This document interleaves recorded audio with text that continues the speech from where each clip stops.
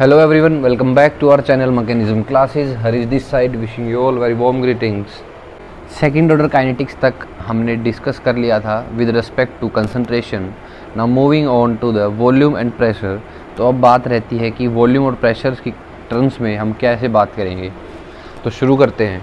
First order equation with respect to volume and pressure.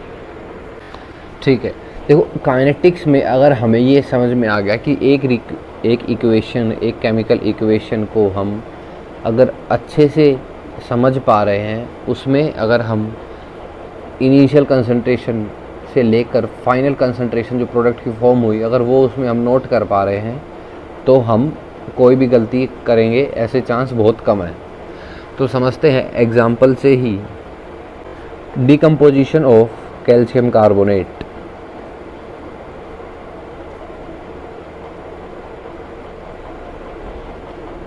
means CaCO3 in solid phase gives CaO plus CO2 gas.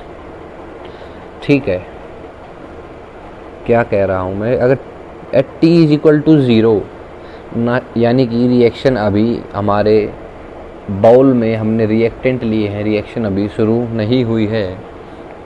Therefore the reactant concentration is A0 means initial concentration and the products are not found yet. At time t is equal to t, कुछ देर बाद, कुछ समय बाद A0 में से कुछ concentration ख़त्म होगी, और जितनी कंसंट्रेशन ख़त्म होगी उसी कंसंट्रेशन को हम प्रोडक्ट की कंसंट्रेशन भी कहेंगे. बिल्कुल ठीक बात है इतनी. And at t is equal to T infinity. Infinity का मतलब बहुत ज़्यादा समय हो गया रिएक्शन हुए, यानी कि रिएक्शन ख़त्म हो चुकी है. इसका मतलब रिएक्टेंट भी ख़त्म. और क्या हो गया, जितना रिएक्टेंट लिया था उतनी ही अब प्रोडक्ट की कंसंट्रेशन बन चुकी होगी.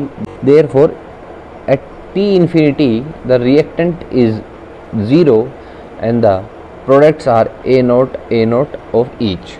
ठीक है, अब सिमिलरली जैसे हमने इनिशियल A0 लिया, वहाँ पे प्रेशर भी हम P0 ले लेते हैं. देयरफॉर P0, रिएक्शन शुरू नहीं हुई है, उस पर हमने लिया P0 यानी कि इनिशियल प्रेशर. वो कितना होगा, ज़ीरो होगा. At time t we denoted at T and at infinity time we denoted at P infinity. In terms of pressure हमने लिख लिया है. अच्छा, मैं ये कह दूँ क्या, we know that for first order K is equal to 2.303 upon T into log of A0 upon A. A क्या है यहाँ पर, A है A0 माइनस एक्स. ये देखो, ये इसी को ही तो हम A कहते थे. ठीक है, अब पुट कर देते हैं value. K is equal to 2.303 upon T log of A0 upon A0 minus X. Now what we will write in terms of pressure, क्या लिखेंगे हम, K is equal to 2.303 upon T log of P infinity. A0 क्या होगा, initial में A0 होगा P infinity minus P0, और A0 upon x की जगह क्या लिखेंगे हम, P infinity minus P T. अच्छा, इससे भी सिंपल लिख दूं, वो होगा K is equal to 2.303 log of. समझना यहाँ पर क्या था, A0 मतलब इनिशियल कंसंट्रेशन. इनिशियल कंसंट्रेशन के हम इनिशियल प्रेशर लेंगे. इनिशियल प्रेशर हमने कितना माना था, P0, तो मैं लिख देता हूँ P0. और नीचे क्या है यहाँ पर, A0 minus x. A0 minus x, A0 मतलब P0. अब x क्या होगा, प्रेशर्स की टर्म्स में जो प्रेशर यहाँ पर घटेगा, यानी कि P0 माइनस P. इससे सिंपल हो ही नहीं सकता. तो ये दो फॉर्मूले हमें याद रहेंगे क्या. ठीक है, अच्छा इससे और सिंप्लीफाई कर दूँ क्या, P0 ज़ीरो, तो यहाँ पर क्या आ गया, लॉग में यहाँ पर P naught upon P naught minus P की जगह P infinity upon P infinity minus P T आ जाएगा। हमें समझना क्या था मेन, अगर हम रिएक्शन में ए नोट माइनस एक्स क्या प्रोडक्ट फॉर्म हो रहा है, कितनी अमाउंट कितनी कंसंट्रेशन फॉर्म हो रही है, अगर वो समझ पा रहे हैं तो उसको सिंपली हमें प्रेशर्स के टर्म्स में सिंपली ए नोट की जगह ए की जगह लिख लेना है, बस एक्स की जगह भी पी लिख देना है, काम हो जाएगा हमारा। क्वेश्चन कर देते हैं इसी पे बेस्ड। क्वेश्चन कहता है N2O5 in CCl4 was followed by measuring the volume of O2. The max volume obtained was Vmax 100 centimeter cube. अच्छा, सेंटीमीटर क्यूब मतलब 1 milliliter is equal to 100 milliliter लिख देता हूँ सिंपली। ठीक है,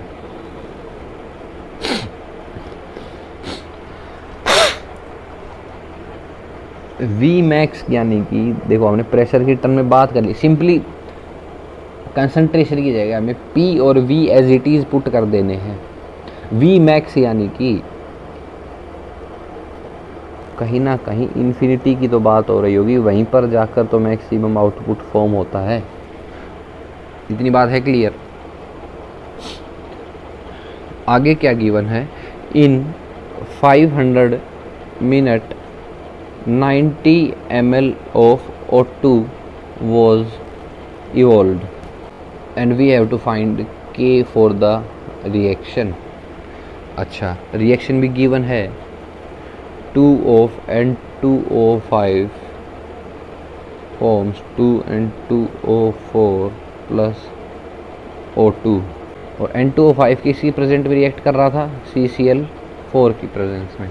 अच्छा देखो, ये जो कैटलिस्ट लिया है CCl4 ये भी केमिकल काइनेटिक्स पर फर्क डालता है, लेकिन यहाँ पर हम इसको इग्नोर कर दे रहे हैं। इसका एक स्पेसिफिक छोटा सा हिस्सा आएगा केमिकल काइनेटिक्स के अंदर, वो सबसे लास्ट में हमने पढ़ना है।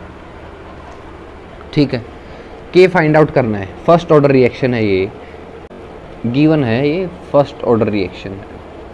देखो K for first order we know that K is equal to 2.303 upon log of, मैं लिख दूं क्या, V infinity upon V infinity minus V T, या फिर अगर ये समझ में नहीं आ रहा है तो हमने पीछे क्या देखा था, P infinity upon P infinity minus P T.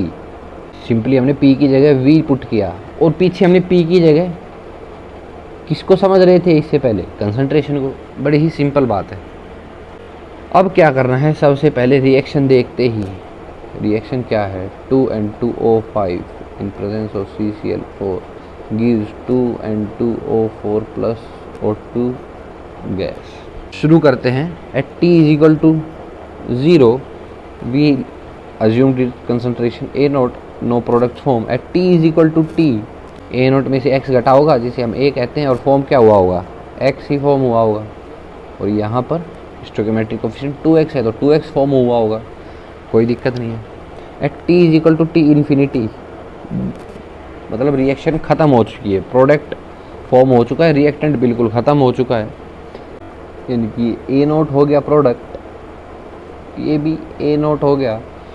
और गिवन क्या था, हमें ऑक्सीजन की जो मैक्सिमम वॉल्यूम ऑब्टेन्ड हुई थी वो है 100 मिलीलीटर, वी इन्फिनिटी।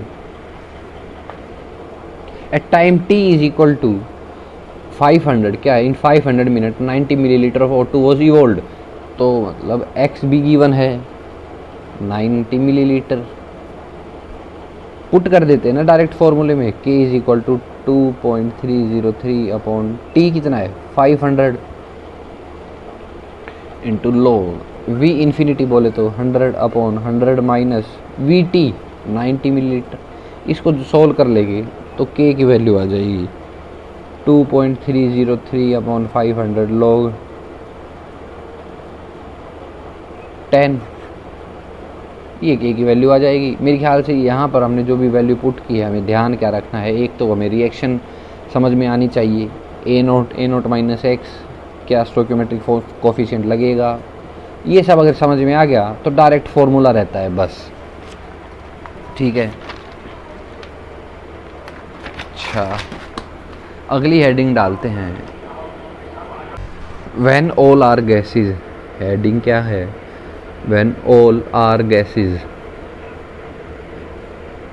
मतलब मैं यहाँ पर k की वैल्यू निकालना चाह रहा हूँ और इसका डायरेक्ट फॉर्मूला होता है 2.303 upon t log of sigma of stoichiometric coefficient of p minus sigma of stoichiometric coefficient of r into पूरे के साथ p not upon sigma of stoichiometric coefficient of p into p not minus stoichiometric coefficient sigma of stoichiometric coefficient of r into p t। ये formula हमें याद रखना है। Question क्या है? एजोमीथेन एट सर्टेन टेम्परेचर, एजोमीथेन बोले तो CH3 all twice N2 follows first order reaction and form C2H6 plus N2 at T is equal to 0। क्या गिवन है? P नॉट, और वो कितना गिवन है? गिवन है ये 200 NmOHg। No product form at T is equal to T, जो कि गिवन है 40 मिनट्स। तो मतलब P नॉट माइनस P घटा होगा और P ही फॉर्म हुआ होगा। और ये PT यहाँ पर जो प्रेशर है गिवन है 350 Nm ऑफ Hg। अच्छा, मैं PT यहाँ पर इन सब का प्रेशर जोड़ दूँ तो ही तो PT आएगा।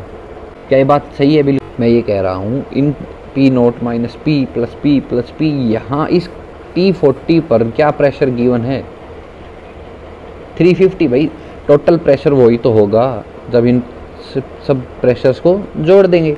Therefore P not minus P plus P से P cancel is equal to 350। P not given है 200 plus P is equal to 350।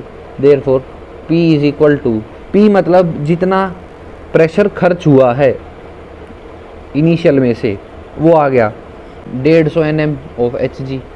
Now at T is equal to T infinity, reactant खत्म, product form P not और P not, और इसे ही हम कहते हैं P infinity. K क्या है होगा? 2.303 अपॉन T क्या है? 40 minutes into log of P not upon P not minus P। ये फॉर्मूला होता है, यहाँ पर वैल्यू पुट कर देंगे। P नॉट कितना था? 200 और P क्या आया था? 150। सब कैलकुलेट करके 2.30 सब अब वैल्यू पुट करनी है। जित सारा मैथमेटिकल कंटेंट रह गया है वो हम सॉल्व कर लेंगे। Now we have finished elementary reactions, one step reaction हम ख़त्म कर चुके हैं। Next we are going to analyze complex reactions, बोले तो मल्टी स्टेप रिएक्शन। ये सिंपल मैथमेटिक्स है भाई। अब पीछे कंसेप्ट हम सब समझ चुके हैं, अब मैथमेटिक्स अप्लाई करना बाकी है। फर्स्ट टाइप है इसमें consecutive complex reaction, generally follows first order kinetics. ठीक है, इतनी बात। अच्छा, रिएक्शन लिख दूं, A बना रहा है B और B फिर बाद में बना रहा है C। कंसेक्यूटिव रिएक्शन है। A to B rate constant है K1 and B to C rate constant we have K2। At T is equal to 0 we have A not. Reaction शुरू नहीं हुई तो ना B फॉर्म होगा ना C फॉर्म होगा। At time T is equal to T, ध्यान से देखना, A नॉट में से कुछ खत्म होगा कंसंट्रेशन और वो जितनी खत्म होगी वो बनेगी B, और B जैसे ही B बनेगा वैसे B में से कुछ खत्म होगा Y, और Y क्या फॉर्म हो जाएगा? C के बराबर। कोई दिक्कत? यहाँ कोई दिक्कत नहीं भाई। At time T consecutive reaction है, जैसे ही B फॉर्म होगा वैसे C भी तो बनना है, और C कितना बनेगा? जितना B खर्च होगा उतना ही C बनेगा। And V called A naught minus X concentration of A, X minus Y concentration of B, and Y is equal to concentration of C. इन सब को मैं जोड़ के A naught minus X plus X minus Y plus X plus Y, सबको काटापीटी करना, क्या आएगा ए नोट। अरे यही तो हमारा क्या है, law of conservation of mass, मतलब law of conservation of mass भी फॉलो हो रहा है, मतलब कोई हमने दिक्कत कोई गड़बड़ नहीं करी है। केस 1, क्या केस अराइज होता है यहाँ पर, इनिशियली क्या मान के चले हम, rate of reaction of going A to B is greater than rate of reaction going from B to C. Case 2, R O R O B to C is greater than R O R O A to B, भाई वो तो एक ही बात हो गई, ठीक है। तो केस 2 क्या अराइज होगा, केस 2 अराइज होगा जब rate of reaction A to B जाने का बराबर है rate of reaction B to C जाने का, ठीक है। और कैलकुलेशन समझते हैं। पहली कैलकुलेशन क्या है, minus of D A upon D T, यानी कि ए की ख़त्म होने का रेट क्या होगा, इज इक्वल टू के वन ऑफ ए लिख दूं क्या। सिमिलरली बी, देखो अब बी में क्या नई बात है, दिक्कत बी में भी कुछ नहीं है, बी फॉर्म भी हो रहा है और ख़त्म भी हो रहा है। फॉर्म हो रहा है ए की टर्म्स में, ख़त्म हो रहा है सी की टर्म्स में। कंसंट्रेशन बी की हम दो के रिस्पेक्ट में लिख सकते हैं, एक में लिख दूं कंसंट्रेशन जब बी फॉर्म हो रहा है विद रिस्पेक्ट टू के वन इंटू ए, और जब बी ख़त्म हो रहा है, ये फॉर्मूला हमें सिंपली पता है के टू बी। कोई दिक्कत यहाँ तक, कोई दिक्कत नहीं। Therefore D of B upon d of t is equal to, मैं इस माइनस को उधर ले जाऊं और इन LHS इसको लिख दूं क्या, K1 minus K2 of B, ठीक है। एंड वी नो दैट, अब कैलकुलेशन रह जाती हैं। ए का फॉर्मूला क्या था, फर्स्ट ऑर्डर काइनेटिक्स की टर्म्स में ध्यान करें, ए नोट इंटू ई की power minus K1 of T minus K2, B का फॉर्मूला भी लिख दें। नहीं, बी का फॉर्मूला हमें तो निकालना है, कंसंट्रेशन ऑफ बी ही तो हमें निकालनी है, वो ही तो नहीं पता हमें कितनी फॉर्म हुई कितनी घटी। अच्छा, बी अगर हमें निकालना है तो बी कैसे निकालूंगा, इस पूरी इक्वेशन को मैं इंटीग्रेट कर दूं दोनों साइड, तो बी की कंसंट्रेशन यहाँ से आ जाएगी। And we got K1 upon K1 minus K2 into A naught into ई की power minus K1 of T minus A naught of E की power minus K2 of T. Physical में अगर हमें कंसेप्ट पता है और फॉर्मूले याद हैं, कंसेप्ट जरा सा है, फॉर्मूले बहुत ज़्यादा हैं। अब भाई तीसरी बात, ए की कंसंट्रेशन निकाल ली, बी की निकाल ली, सी की बता दो। सी की क्या हो सकती है, D C upon D T is equal to K2B, कोई दिक्कत नहीं। And we know that A plus B plus C, इन तीनों की कंसंट्रेशन ही तो है ए नोट, ये लिखी, यही तो लिखा है हमने यहाँ पर, लॉ ऑफ कंजर्वेशन ऑफ मास यही तो बता रहा था। सिंपली मैंने क्या लिख दिया, ए प्लस बी प्लस सी, इन तीनों कंसंट्रेशन ए नोट के बराबर है। ए नोट के बराबर है तो सी की कंसंट्रेशन क्या होगी, ए नोट माइनस ए की कंसंट्रेशन माइनस बी की कंसंट्रेशन। ए की पता है, ए की क्या है, ए नोट इंटू ई की power minus K1 T, B की हमने ये निकाल ली, सी इसमें पुट करेंगे आ जाएगी। चौथी ऑब्जर्वेशन सबसे इम्पोर्टेंट, यहाँ से टी मैक्स वैल्यू निकल के आती है, is equal to LNK1 plus LNK1 minus LNK2 upon K1 minus K2। ये कौन सा टाइम है ये कौन सा टाइम है टी मैक्स, व्हेन जो बी की कंसंट्रेशन, बी जो फॉर्म भी हो रहा है और जो बन भी रहा है और घट भी रहा है एक ही टाइम पर, तो ये कौन सा टाइम है जब बी की कंसंट्रेशन मैक्सिमम होगी, कह दूं क्या, वही तो टी मैक्स होगा, ठीक है इतनी बात। तो ये फॉर्मूला मेरे याद रखना है, ln k1 minus ln k2 upon k1 minus k2। k1 में से ही log ln की टर्म्स में k1 में से k1 घट रहा है, k1 में से k2 घट रहा है, और नीचे भी k1 में से k2 घट रहा है। अच्छा, पांचवी बात, बी मैक्स क्या होगी, ए naught into k2 upon k1 की power k2 upon k1 minus k2। ये दो फॉर्मूले खाली याद होंगे तो ही काम चल जाएगा, डायरेक्ट इन पर बेस्ड क्वेश्चन आते हैं। छठी बात, ग्राफ क्या कहता है। देखो भाई, कहाँ से चले थे, ए से लेकर बी और बी से लेकर सी, ए से बी k1, बी से C k2, at t is equal to 0 A naught product form at t is equal to t A naught minus x minus y and y। कोई दिक्कत यहाँ तक। फर्स्ट क्या माना था, initial ROR of first step is greater than ROR of second step. And ROR first step किसकी बात कर रहा था, किसके रेस्पेक्ट में था, with respect of concentration of A, and A is equal to A naught into ई की power minus KT। Graph कैसा होगा, कंसंट्रेशन वर्सेस टाइम की बात करें। दिस ग्राफ ये हमने लास्ट लेक्चर में डिस्कस किया था, y is directly proportional to e की पावर माइनस x का ग्राफ ऐसा होता है। ये रहा y इज इक्वल, तो ये a का कंसंट्रेशन a को रिप्रेजेंट कर रहा है, and this graph is representing concentration of b, and this slope is representing concentration of c, and this is concentration versus time graph. अच्छा, c की concentration bill का फॉर्मूला मैं बता देता हूँ, कैलकुलेशन आप खुद कर सकते हैं। मतलब कि ऐसे फॉर्मूला बनेगा, वो ए नोट माइनस, ये हमें पता है, ए की वैल्यू पुट करेंगे, बी की वैल्यू पुट करेंगे, तो सी का फॉर्मूला आ जाएगा, कंसंट्रेशन ऑफ सी का फॉर्मूला आ जाएगा A naught minus A naught upon k2 minus k1 into k2 e की power minus k1 t minus k1 e की पावर माइनस k2 t। ये कंसंट्रेशन ऑफ सी का formula आता है। इसमें ही अगर मैं बात करूं,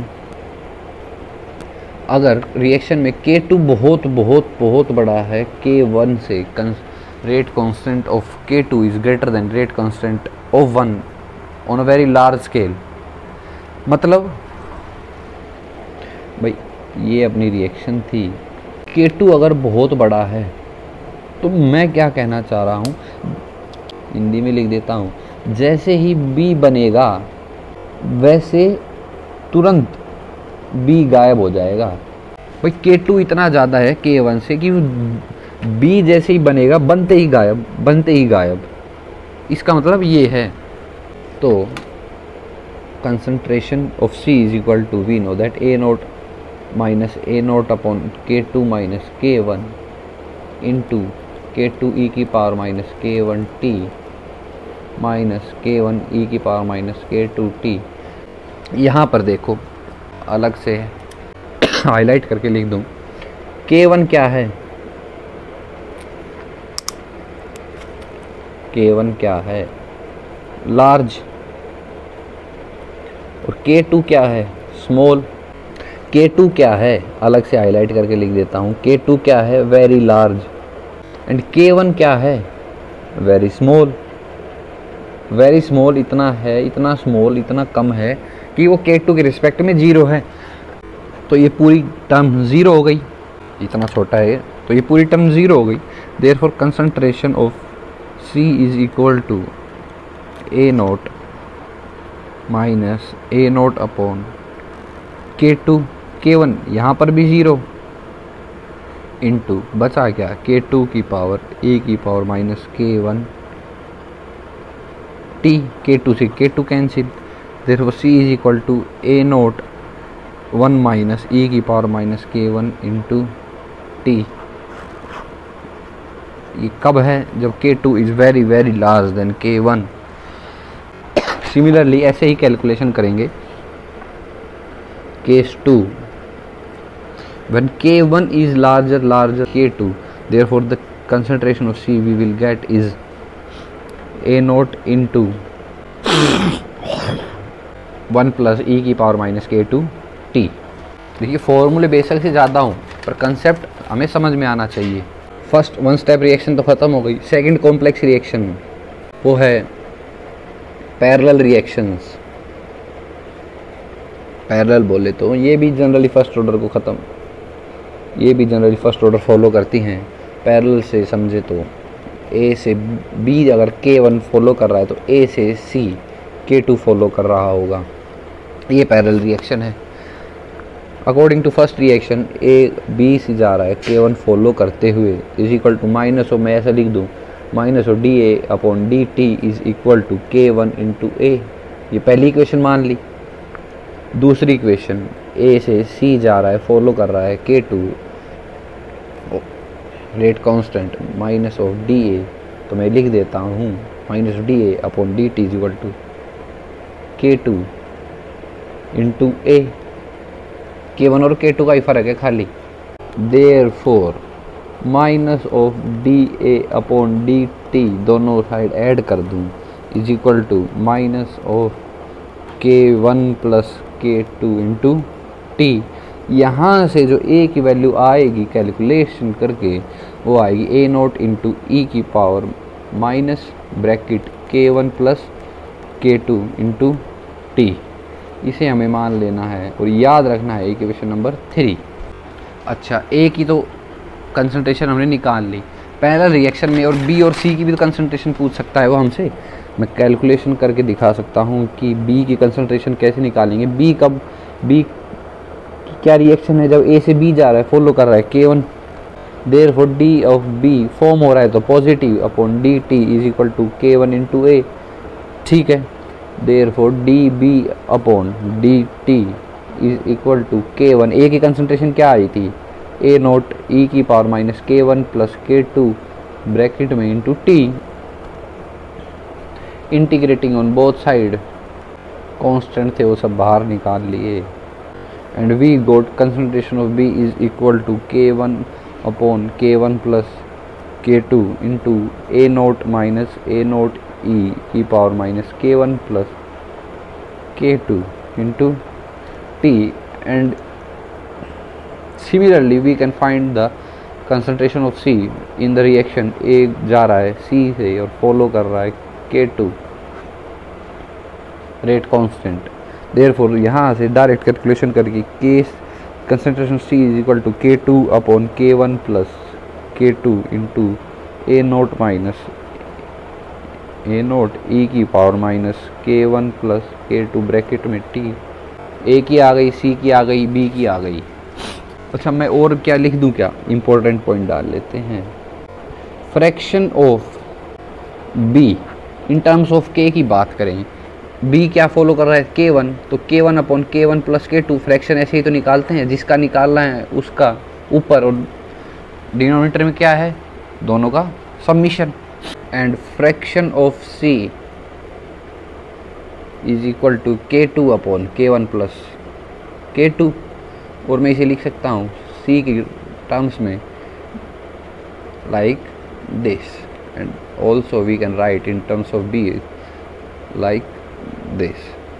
यहाँ तक कोई दिक्कत नहीं। Next we can also calculate ratio of product form. इन सब के मैथमेटिकल डेरिवेशन भी हम निकाल सकते हैं, लेकिन काम की चीज़ें हमें फॉर्मूले याद रखना है।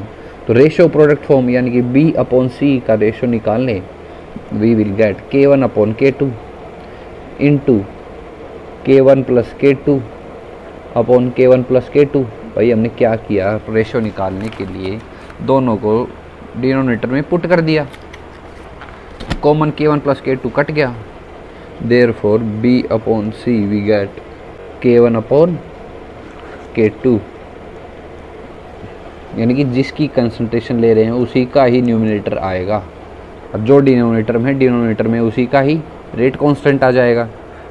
Similarly percentage of B form क्या होगी, K1 upon K1 plus K2 into 100 and percentage of C form क्या होगी K2, बाकी सब एज इट इज़। अच्छा, एक केस और आ सकता है यहाँ पर नया। अगर ये पीछे की चीज़ें समझ में आ गई तो मैं, अगर वो ए से जा रहा है बी, ए से जा रहा है सी, ए से जा रहा है D with K1 K2 K3 respectively, तो मैं क्या लिख दूँ क्या? तो मैं लिख दूँ क्या ऐसे, A is equal to A naught E की पावर माइनस बाहर ब्रैकेट के K1 plus K2 plus K3 into T. करना क्या है, जो फॉर्मूले हमने पीछे कैलकुलेट किए हैं वहाँ K1 और K2 के साथ एक सिंपली K3 भी ऐड कर देना, इससे ज़्यादा कुछ नहीं करना है। ऐसे ही B की कंसंट्रेशन निकाल लूँ, K1 B हमने लिया था K1 के टर्म्स में, तो K1 upon K1 plus K2 plus K3 ए नोट माइनस ए ई नोट ई की power minus K1 plus K2 plus K3 bracket में टी। सी की कंसंट्रेशन निकाल लूँ, K2 आ जाएगा, बाकी सब एज इट इज़ लिख लेंगे। अच्छा, डी की कंसंट्रेशन में बात करूँ, वो क्या आएगी भाई, K2 की जगह K3 पुट कर देंगे, बाकी सब नीचे एज इट इज़। कोई दिक्कत यहाँ तक? कोई दिक्कत नहीं। सो आज के लिए इतना रखते हैं। On in next lecture we will discuss steady state approximation method, we called it as SSA and also pre equilibrium condition. वो सब शॉर्टकट मेथड है क्वेश्चन को कैलकुलेट करने के लिए। पूरे काइनेटिक्स का कोई भी क्वेश्चन आ जाए इन दो मेथड से हो जाता है। That's all for today's lecture. Thank you. Do hit like and subscribe button.